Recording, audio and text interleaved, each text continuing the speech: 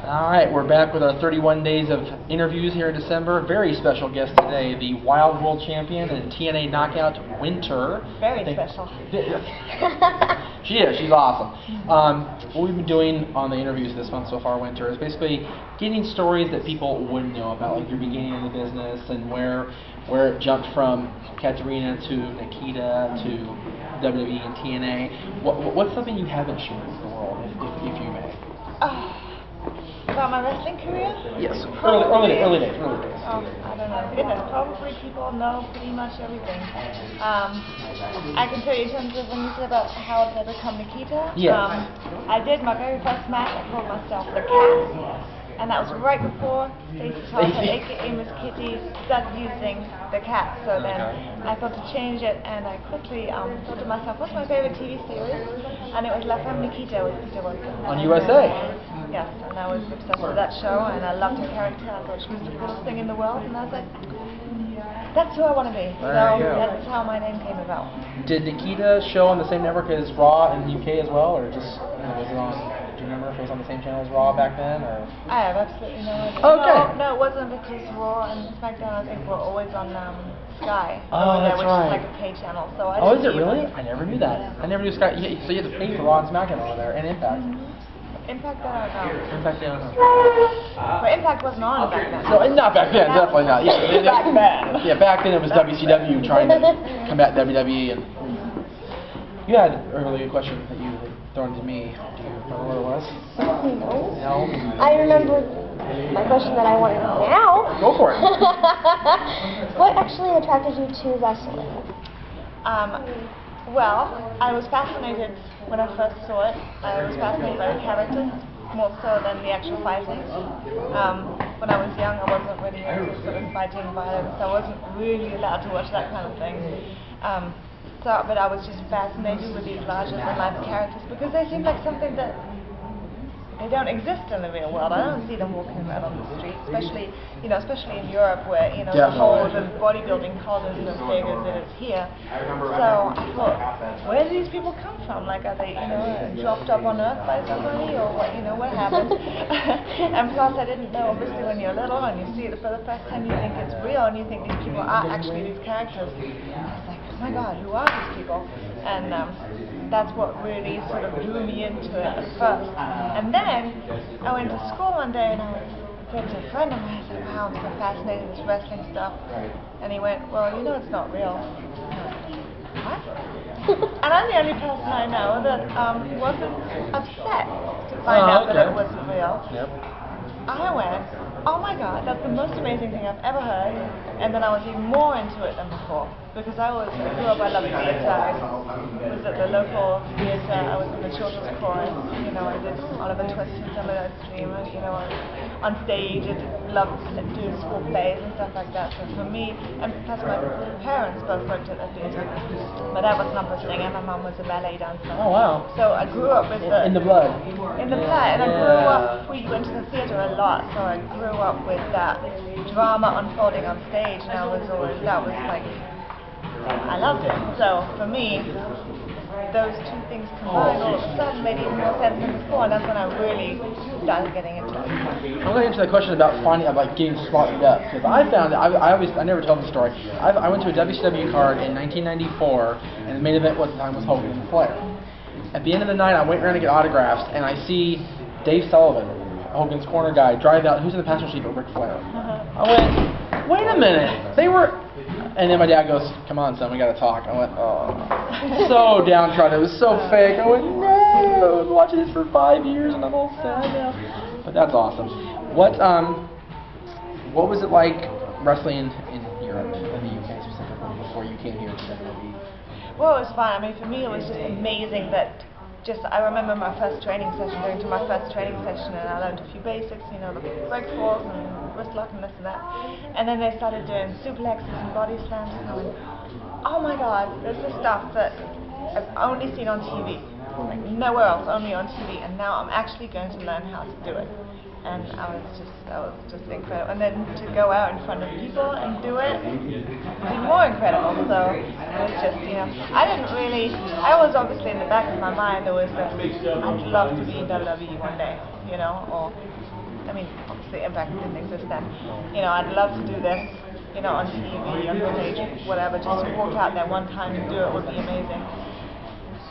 But it wasn't, that's the thing that I wanted to do, and that's why I was training. I was training because I wanted to train, and I wanted to learn to do it. And when I was doing shows, I was just thrilled to be able to do it, rather than thinking, well, if I don't make it, it won't be worth it. You know what I mean? Like a lot of people sort of see that whole thing as just paying their dues and this and that. For me, that was the fun of it, you know? So, yeah, so I just really enjoyed it. And that was like in the days that I didn't get paid for it.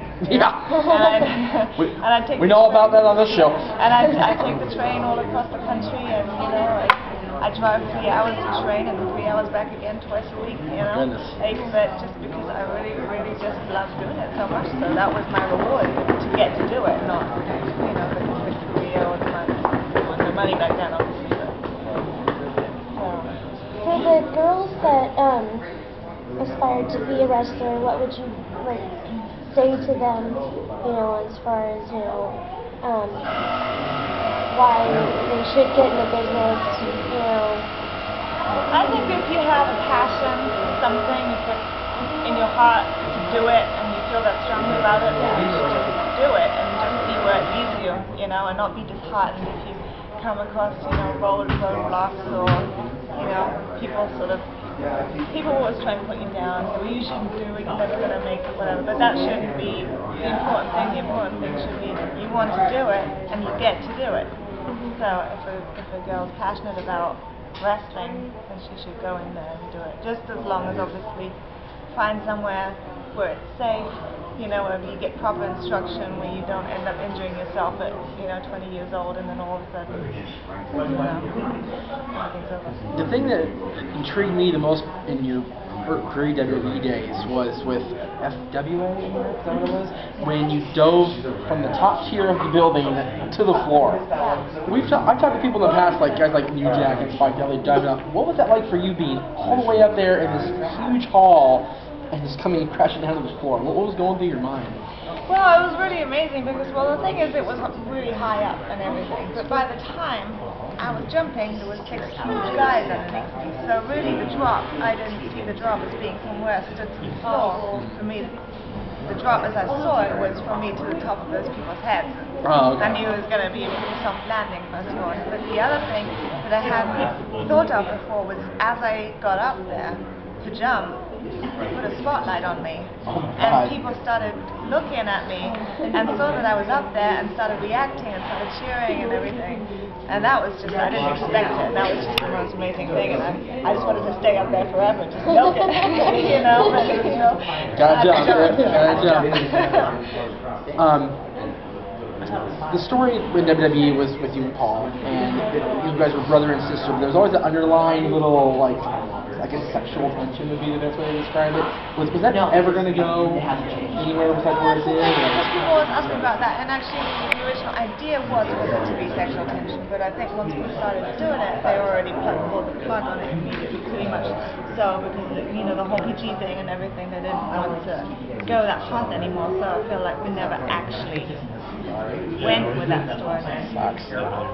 I thought it could have been a great storyline. It really could have, you know. I mean, you don't. I mean, we've heard on the Vince McMahon DVD about how Vince wanted to implicate that Stephanie's child was his and the way it was Shane.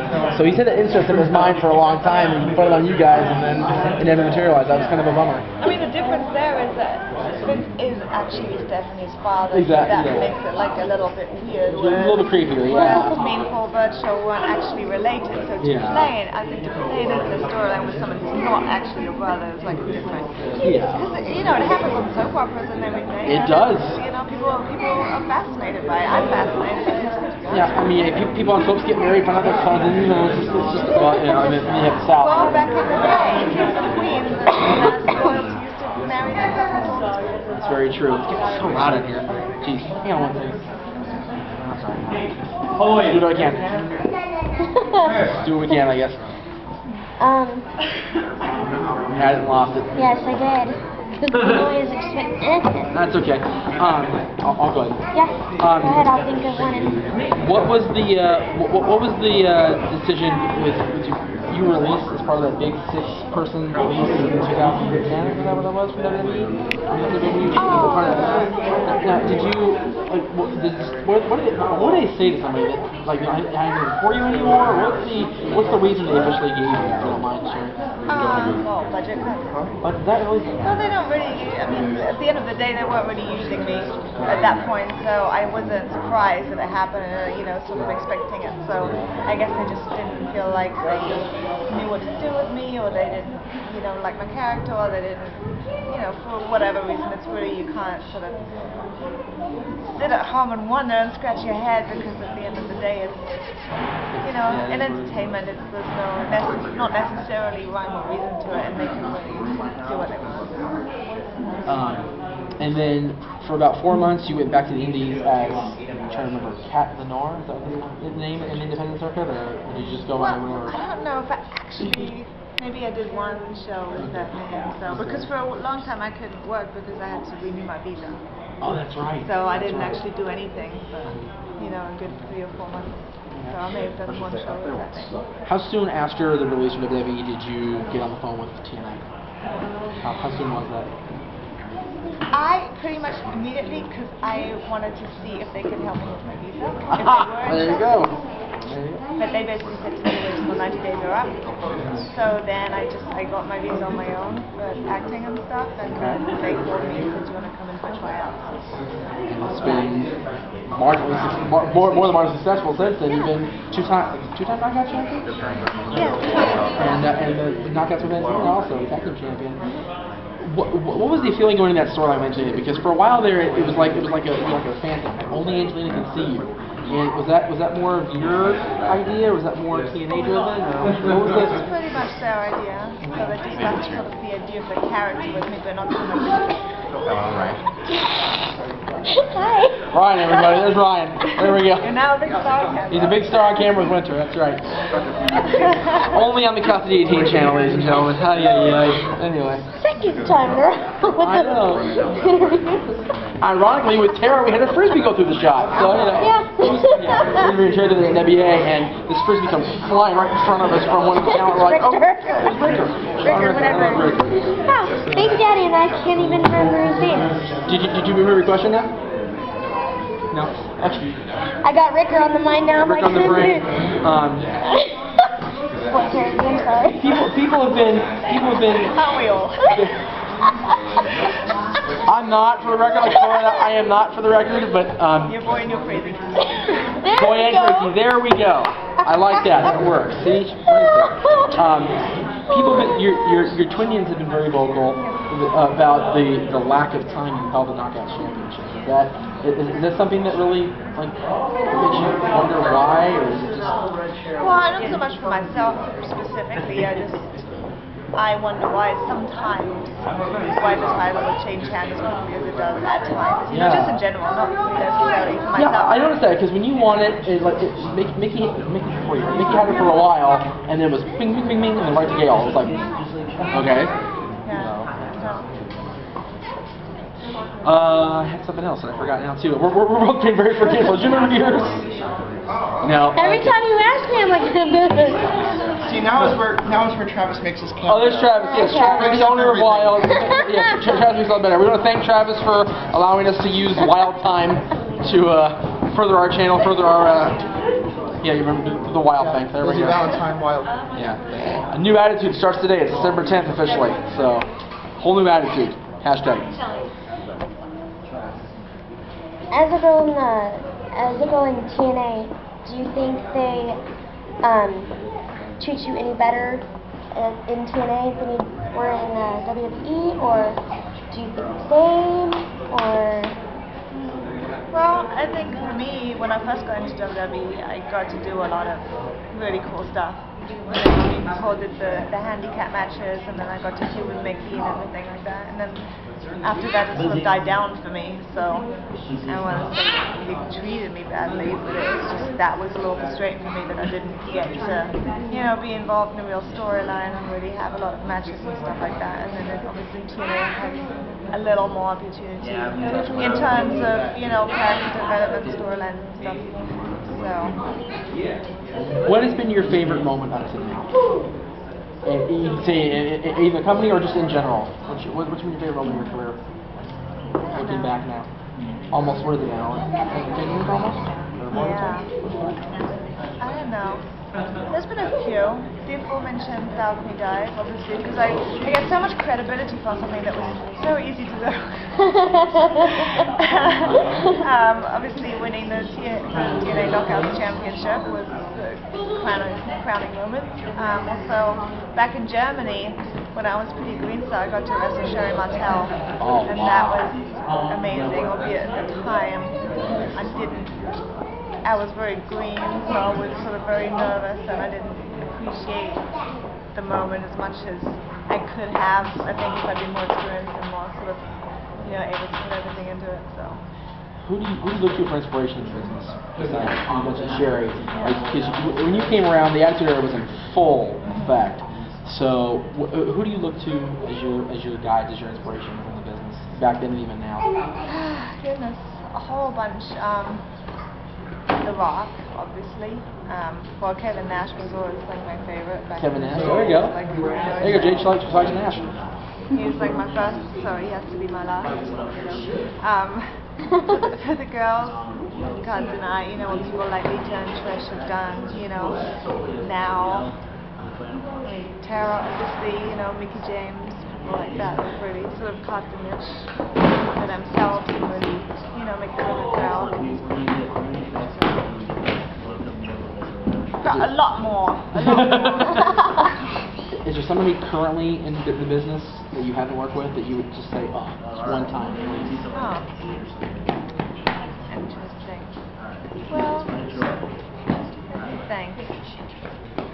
But I haven't worked with.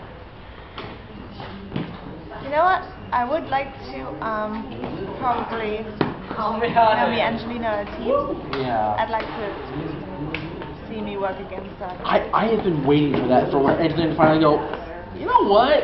I'm a manipulator. Bam, and just make it happen. You know, because everybody expects her and girls to get together eventually. Yeah. You know, it's just everybody just wonders when that's going to happen. So I like to see that too. I think I've worked with most everybody else, like on the roster or whatever. So I haven't actually had a match with them, so that would be interesting. Well, we're going to go ahead and wrap it up. It's getting a little hairy in here, so it's getting loud. So we want to thank Winter very much for her time. Thank you so much. Thank you so much. And we will see you back with more December interviews here on RSI.